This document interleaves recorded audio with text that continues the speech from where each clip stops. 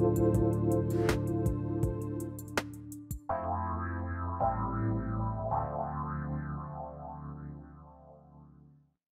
welcome. This is Dr. John DeMartini. This is one of the most amazing and inspiring shows that you can listen into. If you want to be on the edge of your seats, if you want to open up your heart, if you want to expand your mind, and you want to meet incredible people, stay tuned because you're just about to experience a transformative radio show that will change your life. And you're listening to the Dr. Pat Show that's coming up right next.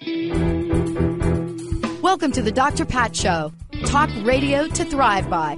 Powerful, inspiring, and coming to you live, bringing you stories of people like you and me, busting through and living life full out. Get ready to dare to wonder what your life would be like if you knew you could not fail.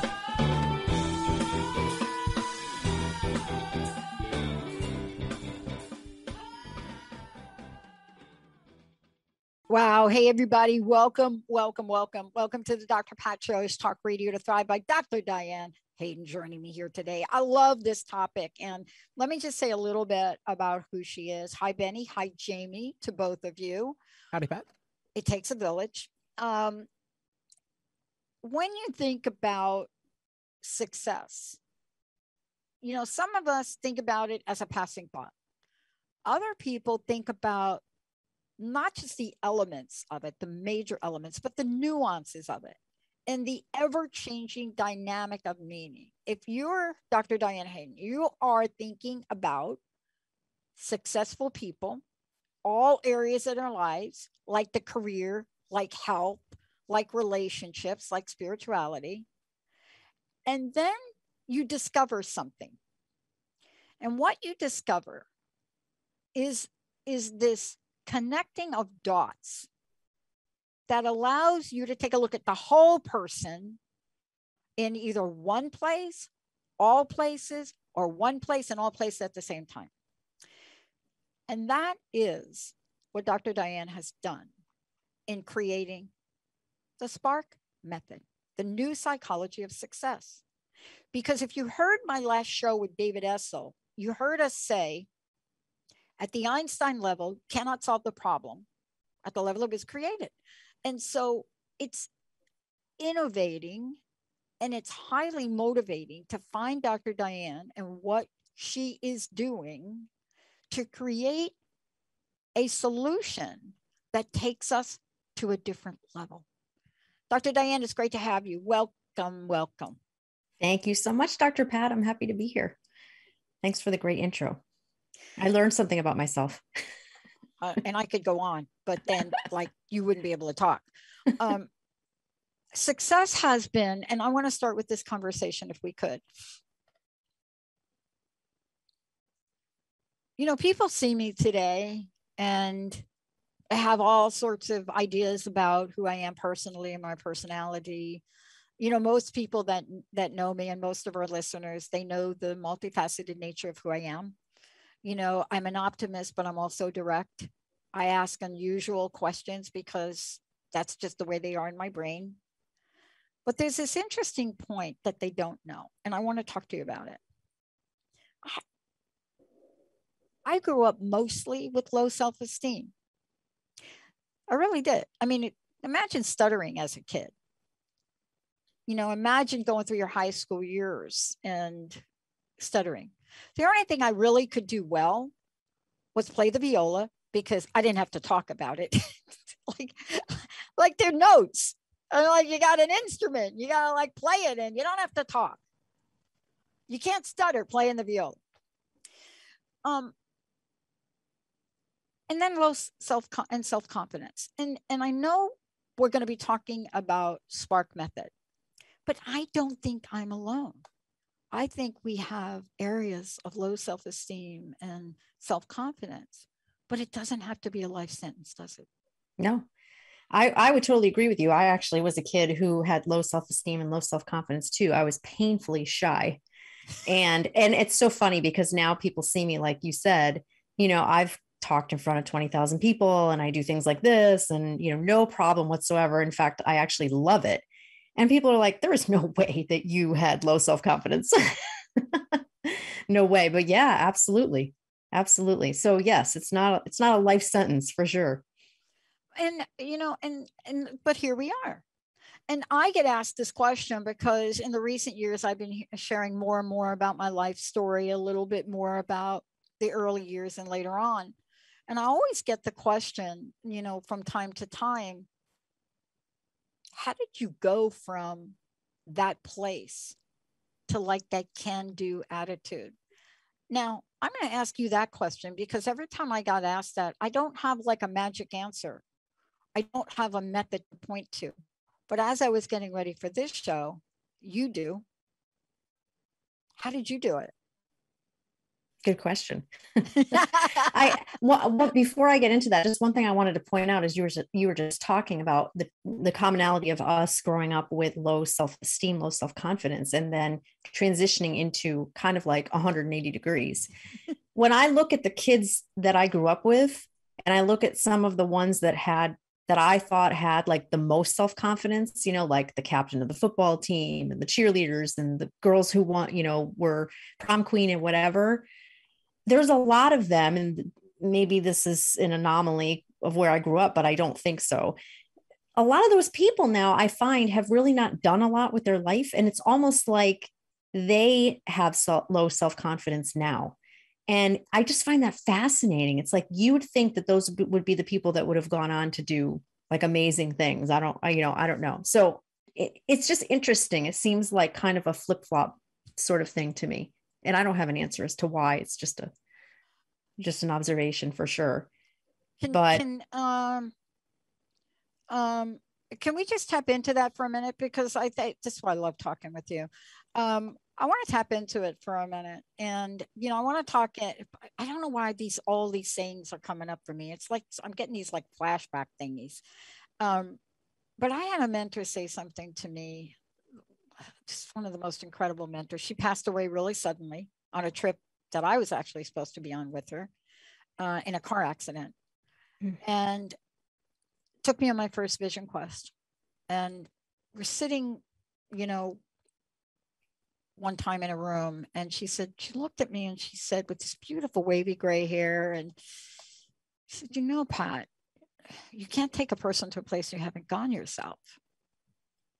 And then she got up and walked away and poured herself a glass of wine. And that was like the end. That was like, okay. Think about that for a while. I thought about it for over a decade. And it wasn't until I got sick that I realized, and I did. And people say, why do you have to keep saying you got sick? That is so not the law of attraction. Okay, give me another word for it. Okay, I came down with a mystery disease in 2004. Okay, but it was then that I realized that when you're brought to your knees, sometimes you have a choice. You can go to a place of extreme judgment or a place of extreme non-judgment and compassion. And I want to ask you this question too, is what can we do to help people realize we have that power within? Because I don't really wish coming down with a mystery disease that may kill you as a way to get to that answer. And so working with you, Dr. Diane, is probably a better idea. Yeah, definitely. Well, I didn't have a mystery disease, but I did have some things that happened to me that I certainly wouldn't wish on anyone. Like my father passed away very quickly when I was, I'll say it's young. I was 27. I had to redo my dissertation because I didn't pass my defense the first time for myriad of strange coincidences.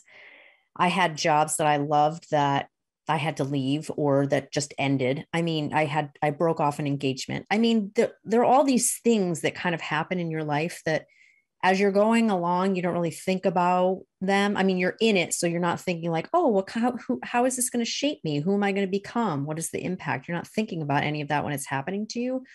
But then when you wind up in a place and then you look back like, oh, how did I get here? Like, where did I get the self-confidence? I feel like it's kind of a lot of those things that happen to you. And yes, absolutely. There are things that you can do. Like I push myself, part of the things that I teach my clients are, how do you gain self-confidence? You got to constantly push yourself past the fear. You got to put yourself in a position of fear and move past that. You got to do things that challenge yourself. You have to, climb Cathedral Rock in Sedona if you're scared of heights. I skydived. There you go. I don't know that I love what you're talking about. And I want to keep rolling here. As a matter of fact, I think I want to actually skip the break here. For those of you that are just tuning in, Dr. Diane Hayden is joining me here today, and we're talking about the Spark method. And I want to make sure all of y'all have a lot of information. But first and foremost, Dr. Diane, let's direct people to the best place they can find out about you, find out about Spark method. Sure. So my website is www.drdianehayden.com. That's drdianehayden.com. And then I also publish 2 holistic lifestyle magazines, Natural Nutmeg, and that website is naturalnutmeg.com, and Essential Naples in Florida, and it's essentialnaples.com. Okay. Let's roll. Love that term. You know, 2 things I want to say. I've always had a sense of things. I'm not the greatest planner. I'm not Linda, who is a triple Virgo. So I'm never going to have that. I'm going to buy a pool table that doesn't fit in the room. Okay, just saying. I might even buy a motorcycle that I'm too short to ride. But there's one thing that I do know. I've had so much passion in my heart for something very specific. And yet I haven't always had a plan. The universe has been so much smarter than me. And I want to ask you this question. Passion and purpose sometimes get squinched together, like they're some kind of Persian, like passion, purpose, like it's like Persian, like you squinch them together. I've never been able to do that, you know, and yet at the same time, these 2 words are powerfully motivating. Can you talk about what you discovered about them, especially in the context of success, but more importantly, how you work with people to ignite that, wait for it, spark? Perfect. Yeah. I mean, I think they're essential to success. You can't, you know, when I look at entrepreneurs who started a business because they were, you know, excited about something and wanted to create something. I mean, that's the passion. Like you'll never make it if you're not passionate about it. And if you don't have a why. I mean, that's my belief. Like, it's just, you know, there's so many things that you have to overcome in starting a business, or really in starting anything. Let's even talk about relationships, you know, like you have to realize that there's going to be obstacles. Things aren't going to go the way you expect them to go. You're going to have really bad days, weeks, months, a year. And you have to keep coming back to, why am I doing this? Why am I in this? And that has to be really strong for people, I think. That's what I find. Like when I am coaching people, a lot of times they don't know what their why is, especially the people that are in a relationship they're not happy with, in a career they're not, or a job they're not happy with. There's no why. Like, why do you want to jump out of bed every day? And most of the time they're like, well, I don't really want to get out of bed. Oh boy, yeah. That's telling in itself though, isn't it? Yeah. Yeah. That's telling in itself. I love that question. And can we explore it for a little bit more here? When I first heard that question, Dr. Diane, when I first heard the question, what's your why? It really started to work on me a little bit. And I made my commitment to ask myself that question every day now. And it's also followed by my meditation, where I ask my higher power, God, universe, whatever you believe in, what's mine to do today? And I get an answer.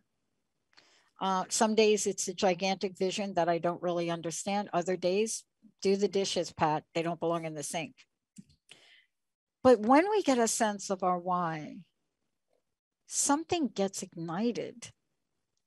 And I want to ask, because I've gotten a sense of my why in my life at different points in time, and I've not always known what to do next.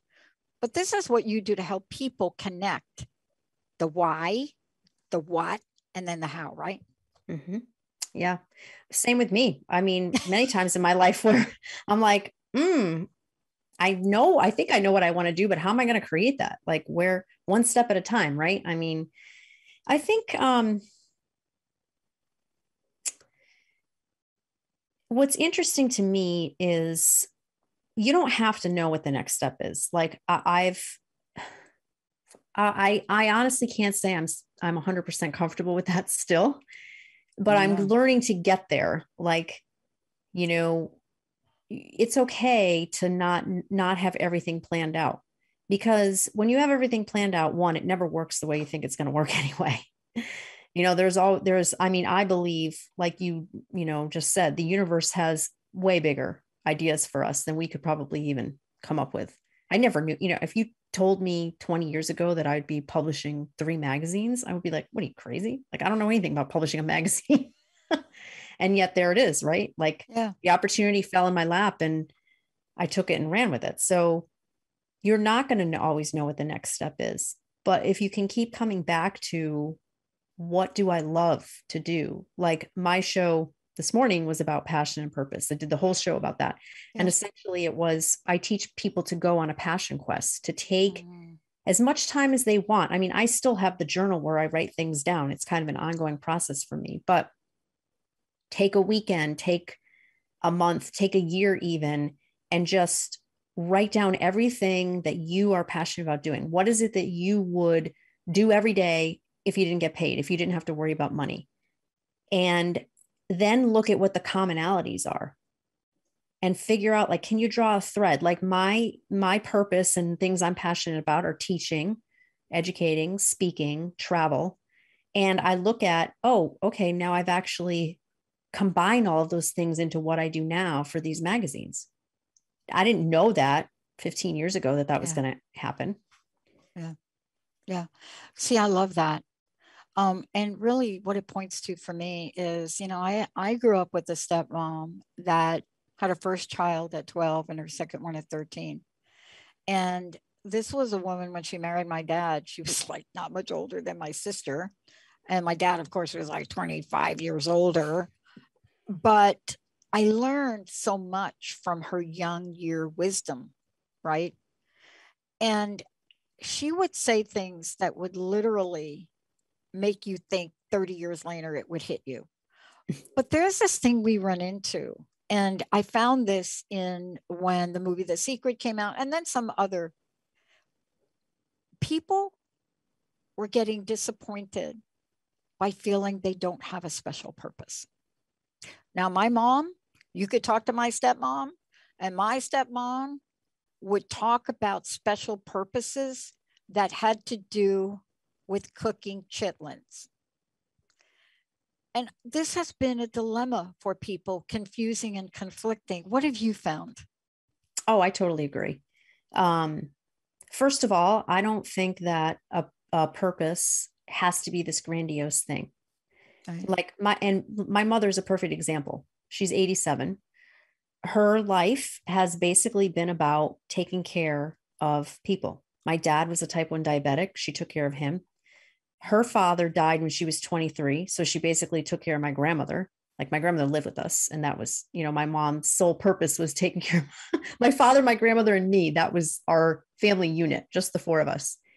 And then my grandmother went into a nursing home after my father died. And so, you know, every day she would go visit her. She would talk to, you know, sit with other people in the nursing home. My mom's had a very simple life.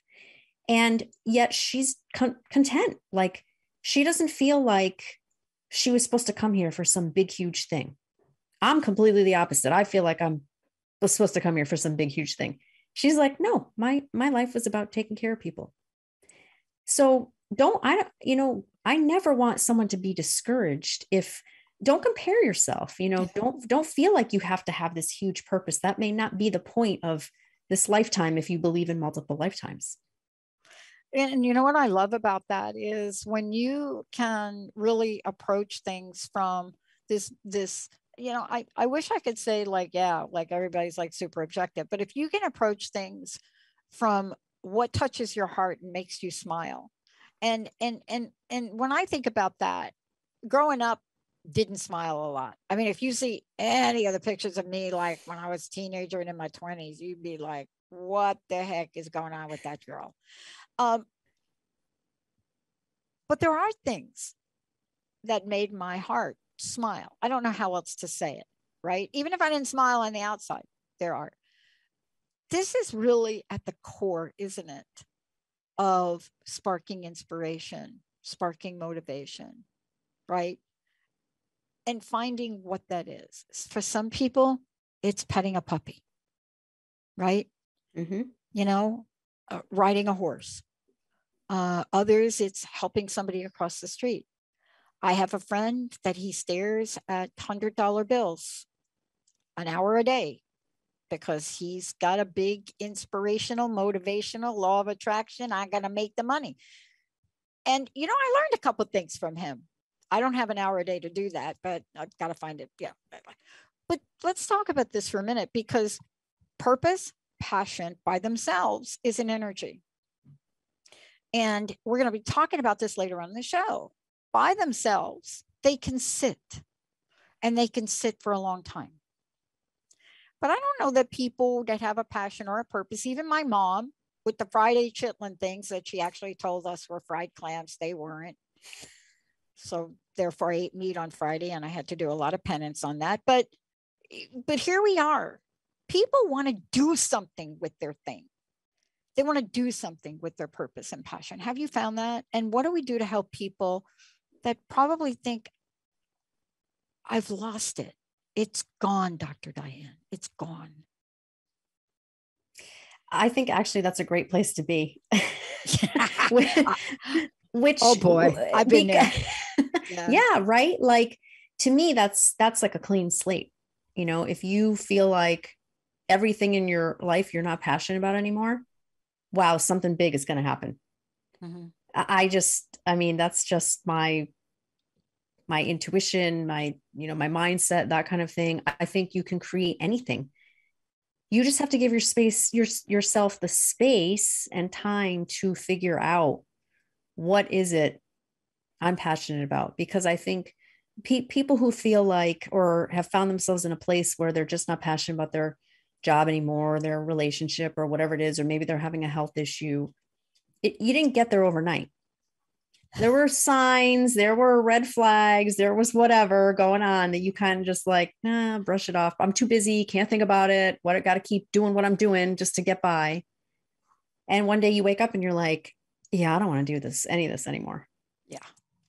So you got to give yourself the time to figure out, you're passionate about something. So my belief, this is funny, real quick.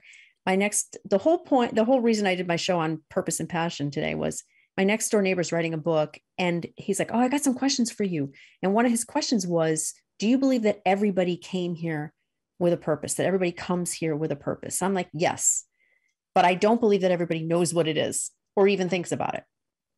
So we all have it. I believe we all have it. Yep. I think we can lose it.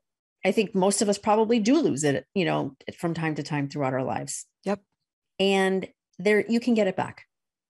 But you got to give yourself the space to do that. Maybe that's even going on a silent retreat, which I've done, just to, quiet everything so you can listen. What is my soul really calling me to do? I love that you shared that. For me, I was never going to give myself the time to do that. The universe was so much smarter than me. It knew for me at a very young age. And I've talked about this a lot. I mean, I turned to Linda when I was in my 21ish or something. And I said to her, we're walking down the halls of Bell Labs. And I'm like, hey, I'm going to get a Ph.D. And then Linda looks at me and she says, oh, absolutely. And I said, what exactly is that? See, I didn't want a Ph.D. to become like Dr. Pat. All the Ph.D. people I delivered mail to were the happiest people I had ever met. All of these, Arno Penzi is the big bang guy. All these people, they were happy. I would go deliver their mail. I couldn't even get to their mailbox. There was papers everywhere. They were sitting in a room juggling. They were talking to frogs. They were happy. Never, ever did I enter a room with any of these engineers where they didn't have something nice to say. They want to tell you a joke. I almost got fired from the mailroom because I spent too much time with them. Did I do it right away? No. Did I ever lose that? No. But I love that you talked about this, because I went so far into corporate success and moving up the corporate ladder, starting in the mailroom, becoming a corporate executive, until one day I looked in the mirror and I was unrecognizable. And the universe was so smart. Even after 24 and a half years, it gave me a level of truth about myself. I didn't have the courage to leave. I had to cause a revolution. So I actually got terminated early. See, I love those things when they happen. I look back now because I think I'd still be there. Probably. I think I'd still be there. Like, I don't know what it'd be. The phone company's not the phone company anymore. But how do we pay attention? I want to talk to you about this when we come back from break. Sometimes we can have the awareness and the wisdom, and we can get in that silent place. I do that more often now than not, because I don't want to go through any more pain like that. I don't. But when we come back, I want to talk about my favorite thing, action. I love it. When they play the trailers on the movies, right? And they go through, this is the comedy, this is the horror film. I wait for the action trailers. What is the formula for passion, purpose, action to equal success? Dr. Diane Hayden in the house. We're going to take a short break, everybody. Think about that question. And she's actually going to tell us when we come back. We'll be right back.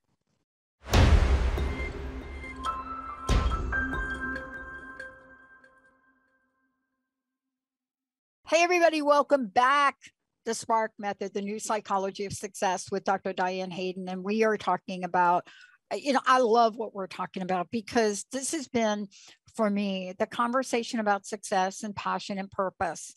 I was very fortunate to grow up with a mom that believed in unlimited possibilities, that believed in everybody had the potential to be president if they wanted or whatever. And I was telling Dr. Diane that this is a woman that had her first child at 12 and second one at 13. And, today we're talking about purpose, passion, and now we're going to talk about action, and we're going to talk about an end game. I call it an end game, and you'll hear what it is as we talk about it. Before we do, one, how do people find out about you? How do they listen to your show? All of the above. How do they find out about the Spark Method? Sure. Well, people can find me at my website, www.drdianehayden.com. And my show is every Thursday at 11 a.m. Eastern, 8 a.m. Pacific. And I have 2 holistic lifestyle magazines, www.naturalnutmeg.com and essentialnaples.com. So I was interviewed once. I've been interviewed a bunch of times, but I remember this one time. And I think it was by my buddy, Steve Maraboli. I can't remember. And we were talking about passion and purpose. And he said, what do you think about that? I said, okay, here's what I think. Passion plus purpose without action is depression. And you could hear a pin drop. And I don't even know what that meant at the time. There's nothing wrong with passion and purpose. But my experience with it is when it lingers, when it becomes haunting and then daunting, it's usually because I haven't done anything about it. What do you think? Totally agree. Yeah, totally agree. I think that's your soul's way of being kind of like, what are you doing? Like, we want to do this. Let's do it. Yeah. Because I think like you have this purpose, you want to do this, and yet you're not taking steps to do it.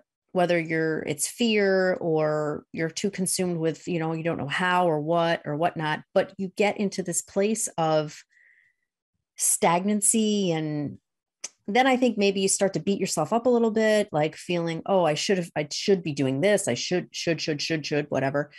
And yeah, I totally agree with that statement. 100%. And then let's talk about action for a minute.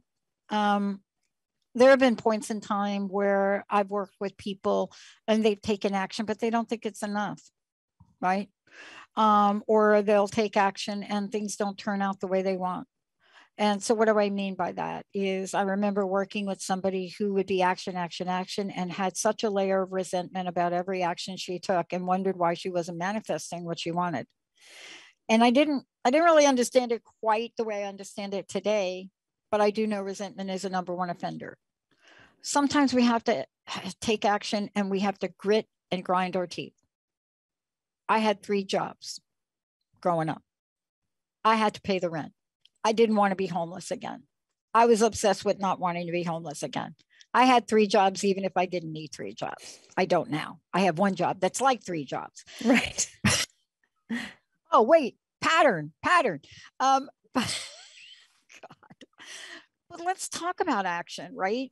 Because we have gone through over the past decade teachings on things like the law of attraction and manifestation.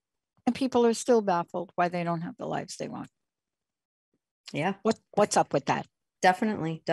Well, so that one took me a long time to figure out. I'm like super high achiever, perfectionist. I'm probably that person that you were just talking about. Like, if they didn't see something manifest overnight, it's like, what am I doing wrong? Why isn't this working out? Have been really hard on myself, sometimes still am, but have been really hard on myself about that. And you got to be in something long enough, I think, to be able to look back and say, wow, look where I came from. Like when I started the magazine 15 years ago, in the first 3 years, I wasn't anywhere near where I wanted to be revenue wise. And I almost gave it up. And I had this conversation. I had this conversation with my partner in the business, is now my ex-husband and ex-partner. That's a whole nother story for another show, but you'll have to come back. But right, exactly. But he had a really good friend who was in sales, and his friend was like, big time, making probably like $250,000-$300,000. And he was like, Diane, you've got a PhD, you've got a background in marketing, you've done sales your entire life. Why are you fooling around with this thing? Like, why don't you, I could get you a job in a second making that kind of money. And so I came away from that meeting and I thought to myself, okay, is that what I really want to do? Why, again, coming back to my why am I doing this magazine? Why do I have my own business? And I said, okay, I'm going to give myself 3 months. If I don't see an improvement in revenue, something like even just a little notch on the dial, then I'm going to consider, this opportunity with this guy. Well, I honestly cannot tell you that I think I did anything different than what I was doing, but with it, something about that deadline or that like line in the sand or whatever, the commitment to, okay, I'm going to see if I can make this work one more time. Within 3 months, we had almost doubled our revenue. Mm. And when I look back at that now, and other times where I've been like ready to just give it up, and I pushed through it, and then we got to another level, and it's happened so many times. It happens to everybody. Like, you think you're not doing anything, you're not doing enough. You're not where you want to be. It's always like, that's one of the things I say is there is no there, because when you get there, there's going to be another there for you. Like, that's just human nature. We continue to push ourselves, I think. Yeah. So you got to be happy with what you have now. You have to find a way to look at, what do I have now? Like, what am I grateful for now? Because if you keep moving the goalposts every time, you're never going to be happy. And you're constantly going to be beating yourself up about not doing enough, not taking enough action. I want to just pinpoint something you said, and I want to talk more with you about it right now. Gratitude. People have asked me, and I've thought about this for myself, and I love what you just described, because to be honest with you, we are like 2 peas in a pod in so many ways. I graduated with a PhD, and like you, job offers, ridiculous stuff. I was depressed over the thought of that. And here I am, I dialed a wrong phone number, and I started to buy airtime, and I started to do this. The show was crust busting. I never talked about my doctorate. I was so embarrassed about it. Only one in my family graduated high school. So I didn't even understand I was a doctor. And every day in my relationship that I was in, are you earning any money? you're going to like get a real job. Not in those words. You know, sometimes people could say those things in a much nicer way, but they kind of mean the same thing. Yeah. It shifted for me when that relationship ended. Now,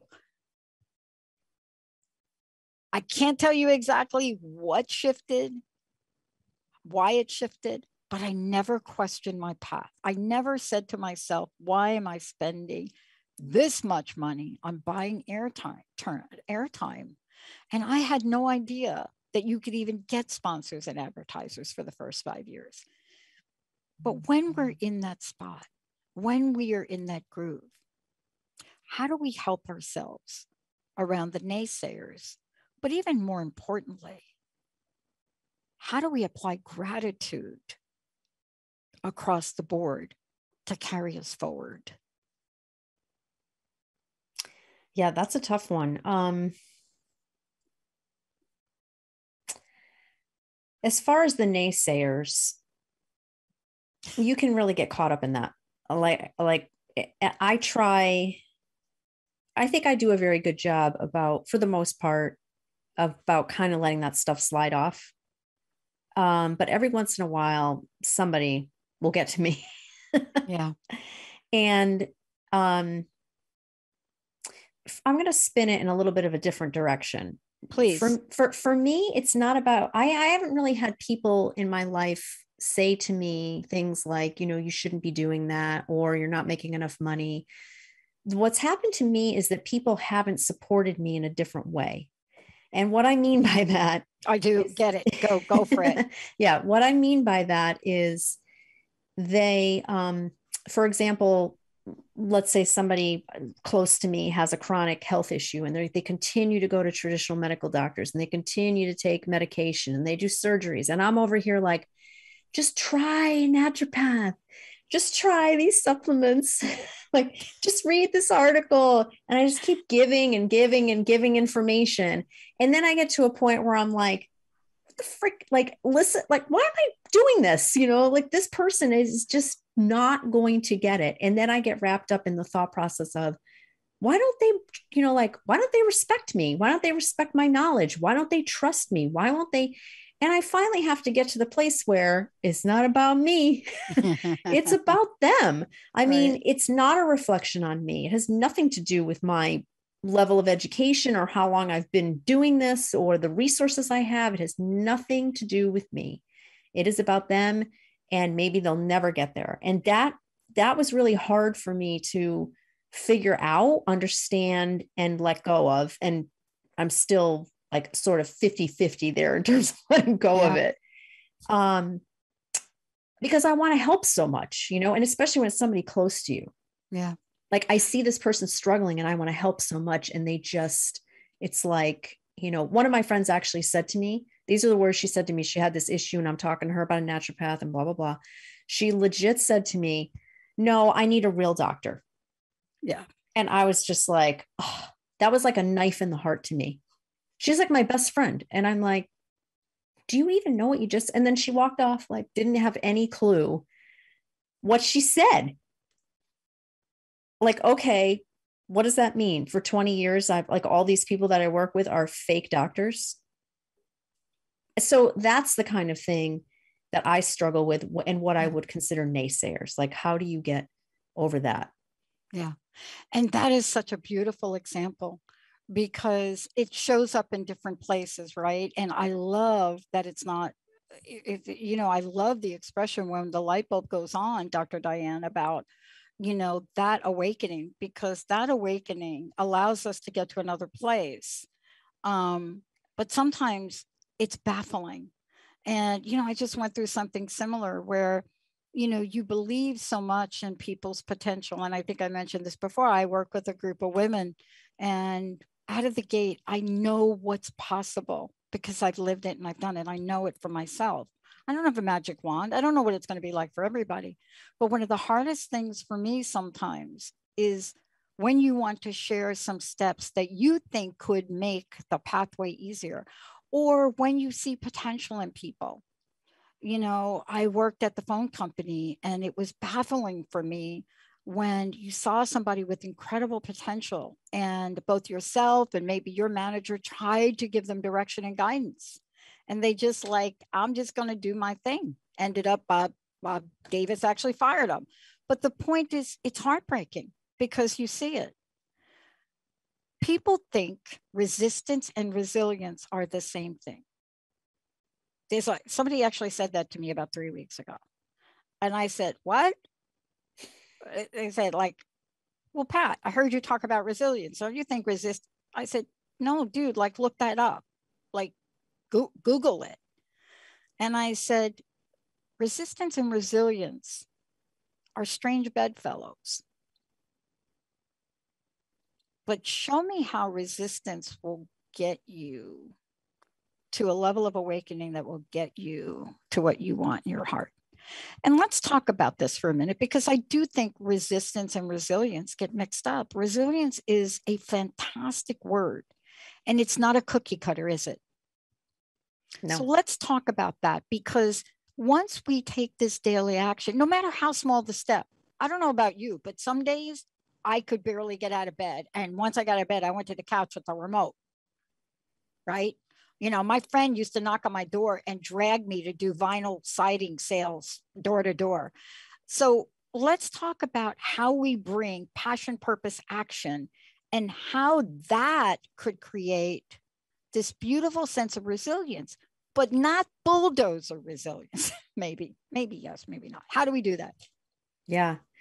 Well, I love that you made that distinction between resistance and resilience, because to me, they're two completely different things. I mean, to me, resistance is, you know, not being aware, pushing back on something. You may not even be aware why you're doing it, but there's something, whether it's, again, like fear or I don't know, lack of passion, whatever it might be. You should take these steps. You need to do something different. I've had a friend who's been in this career for 30 years and she's hated it for 30 years. And she's an amazing artist. I mean, she could do design for Hallmark, seriously. Like she could do greeting card design. She could be the next Marie Kondo. She's like that kind of interior design, artistic eye. And she's doing this like, you know, project management job that she hates. And she will not move. Like she's stuck there. That to me is resistance. Resilience is when you have things thrown in your path and you keep overcoming them, you keep taking the next step, you keep moving forward. It makes you stronger. You realize, you know, that's going to happen, that it's going to be, you're going to have struggles and you're going to have to hang on to your passion and purpose to get past those struggles. Those are the two definitions for me of those two words. Yeah, I love it. And, you know, I mean, it's been, for me, in the words of Kelly Clarkson, you know, what don't kill you make you stronger. And in a lot of sense, that has been the story of my life. But I will tell you this, I can pinpoint times where the R in resistance showed up, and I learned invaluable lessons from it early on in life. And I got to tell you, when I learned them, they stuck and they were pivotal. I mean, Dr. Diane, there are things and mentors that come along, and they may seem like the meanest sons of you-know-whats from the universe. Dan Vandermoss, my supervisor in my payroll job as a clerk, the dude sat 5 feet behind me as the boss in a pool of 50 people. He is behind me. I'm over here. He gets up, walks to my desk and says, can you please pull the rate card on Mary Jo? Let me just say that. And I looked at him. Okay, you got up. I'm here. The rate cards are like 8 feet away. Okay, like big stacks of rate cards before there were computers. And I just looked up. So I did. I got up and I got Mary Jo's card and I brought it back and I put it on his desk. And he like did what he did. He gets up from his desk and he brings the card and puts it on my desk and says, file Mary Jo. And I said, this was me now in a room of 50 people. You could hear a pin drop after this. Okay, so like I was like 17 or 18. And I said, are you effing kidding me? Are you kidding me? You're here. You get up. You walk around here. I said, I left the file drawer open for you to put. dragged me in a room, in a closet, pretty much. Back in the day, nobody cared. And what he said to me was such a pivotal moment in my life. That was resistance. That was an element of resistance. And the lesson I learned was, this is a job, Pat. He is like your boss. You have just embarrassed your boss in front of 50 other people. And you are like a clerk at about $100 a week. And I learned the action he took by taking me into this room. Everybody in the room was wondering if I would actually come out and go back to my desk or come out and pack up and go. But he said something interesting to me. And what he said was, first of all, if you do that again, you have no career. And then he said, don't throw away a lifetime of potential because you think you're too arrogant or above following your boss's direction. So if you're willing to throw away a lifetime of potential, go back to your desk and pack up and leave. If you want to stay here and allow me to mentor you and help you get over your lousy disposition, I'm more than willing to meet you halfway. Now, look, that changed my life. And believe me, that wasn't the last time that I reacted that way. But you see, it built resilience in a way for my personality to be able to accept feedback that to this day, I would not be able to own this network and accept all y'all's feedback, every guest, every listener. That one incident at 17, maybe I was 17, maybe I just turned, that one deal by Dan Vandermas. How can you help people listening today understand the value of the way lessons come to us, even as hard as they sound, that help us build resilience and have the core of them, the kindness of this man to even give me that chance? Yeah, I've had experiences like that. That's so funny. I think the people that rub you the wrong way the most, whether it's work or even in a relationship, are the people that teach you the most. And once you figure that out, again, it's not going to be easy, but I think if you figure that out and you can just stay in the present with that and keep that in the back of your head, it's a lot easier. But boy, is it tough. Like when you're going through that, absolutely. I mean, one of my most favorite jobs I had, there was a VP that was, oh God, he did way worse things than what you just described.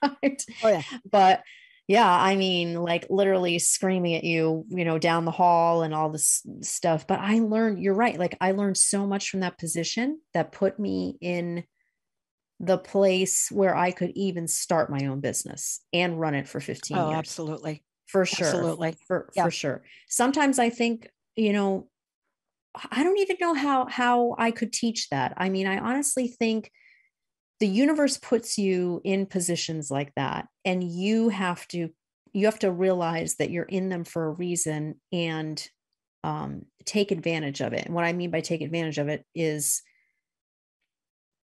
understand what the lesson is and not, lose your mind and walk out of there and throw away a lifetime of, potential.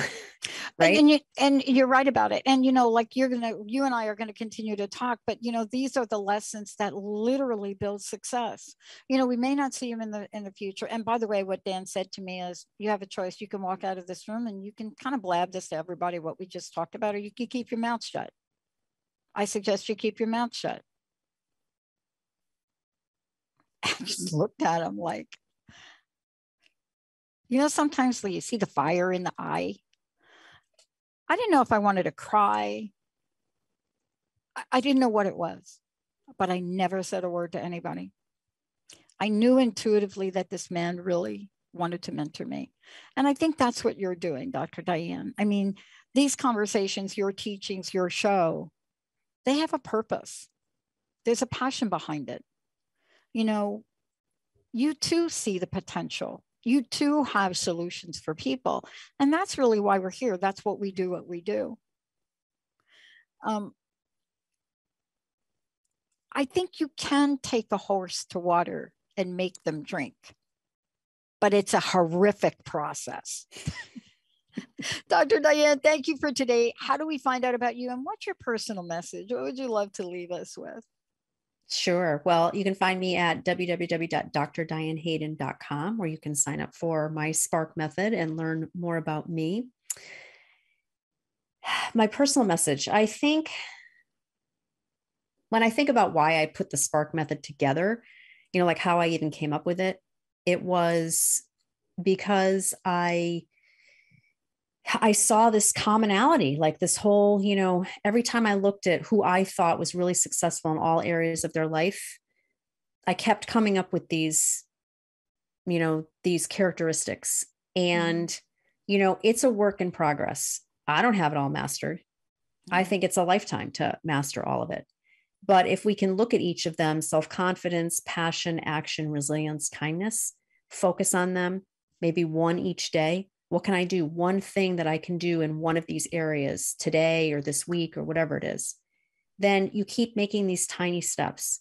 And before you know it, you look back and you've got, you accomplished something. You've got, 15 years of a magazine, publishing a magazine, or, having Transformation Talk Radio. It's like, it just didn't happen overnight. It's like the little steps that you take every single day. And that's a lot of what I teach people. And that's not glamorous, but it's the truth. And I think it's, taking those steps and then being able to be kind to yourself when you need to, and realize, oh, wow, take the time to see, what have I accomplished in the last 5, 10, 15 years, whatever it is. Recognize that. Thank you so much for this. And, I really love what you're doing. I love that you and I can talk about being a work in progress.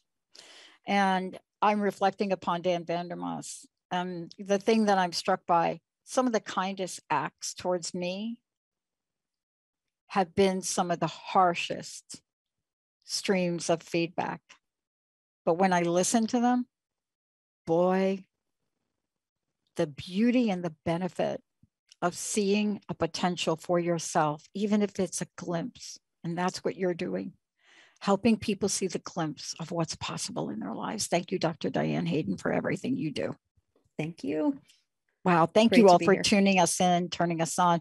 Susie, thank you for your email. Yes. Different and equal. We all are. See y'all next time.